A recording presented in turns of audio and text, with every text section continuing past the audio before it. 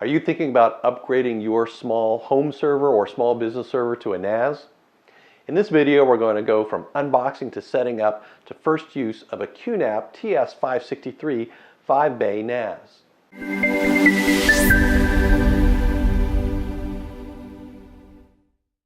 Now, if you're looking at a slightly different model, and QNAP makes a lot of different models with different slot numbers, different processors, different memory, different other features, don't worry, the setup here in this video works just about the same. The unit comes packaged in a plain brown box. No expenses wasted on glossy paper there. I kind of like that. A little welcome message. Alright, the top of the container, the first thing we have here is your standard power cord. Nothing special about that. The next package, I see a bag of screws for, I'm assuming, screwing the drives onto the drive trays, the hot swap trays. 2 gigabit Ethernet cables, that's great. This unit has 2 gigabit ports on the back for plugging into your local LAN switch. Some more packaging, and we can see the top of the unit there. I'm going to hopefully, yeah, good. It is coming apart in 2 pieces. I hate when you have to pick the whole unit up, and it takes 2 people to do it, but they've done it smart. They've split the packaging in a top and bottom piece. And here we have the NAS itself. So let me try to take this out while the camera's on. And it's a nice hefty unit. You get this box out of the way. I don't see anything else in the box. Here we have the unit in plastic.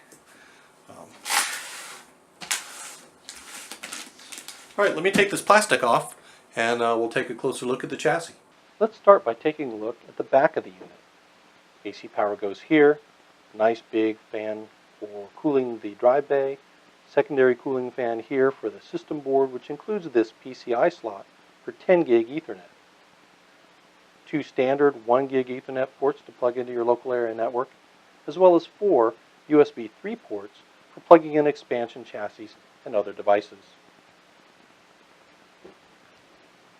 The shell is a nice satin finish and nice heavy steel construction, so the unit itself feels very heavy even before we begin to put drives in it.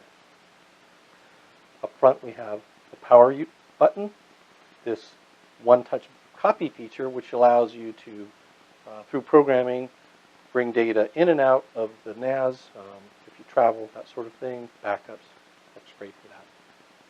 Status light, USB LAN light. You might notice some QNAP models have this LCD display in this area here. This one does not. It's not designed to be a home theater box primarily. It doesn't have the HDMI output, those sorts of things. It's really designed to be a classic NAS. The last thing on the front for these 5 drive bays, the trays come out very easily. You simply just pull up on the lock lever. The tray comes out, and then you mount your serial ATA drives like that. So let's do that next. Let's mount up some drives and see how they go. Mounting the drives into the trays is as simple as 4 screws. They're clearly marked on the tray depending on the size of your drive.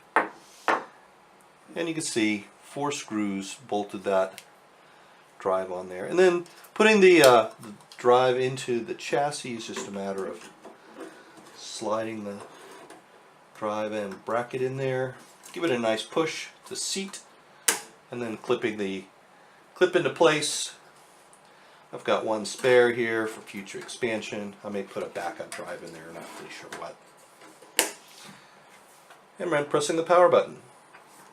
And the drive begins to spin. It takes a couple of minutes for the system to come up and fully online.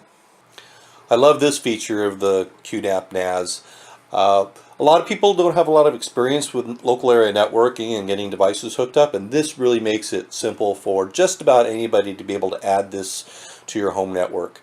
When you plug this into your network, of course, it's your router or server is going to give it an address and stuff, but you're not really sure where that is and how am I going to talk to this NAS. It's all web-based. So what this thing does is when it fires up and it sees it can see the internet, it phones home back to QNAP.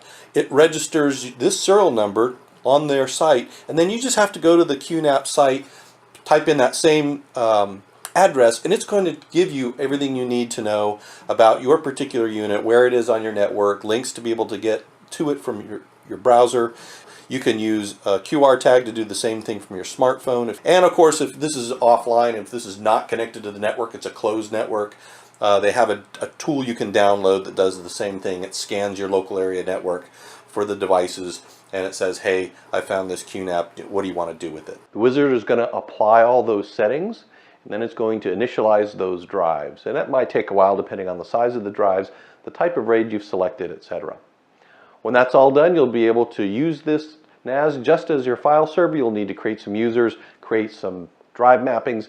Then from any computer on your LAN, you'll be able to connect to the NAS as a server, and you'll be able to map those drive mappings and start using it.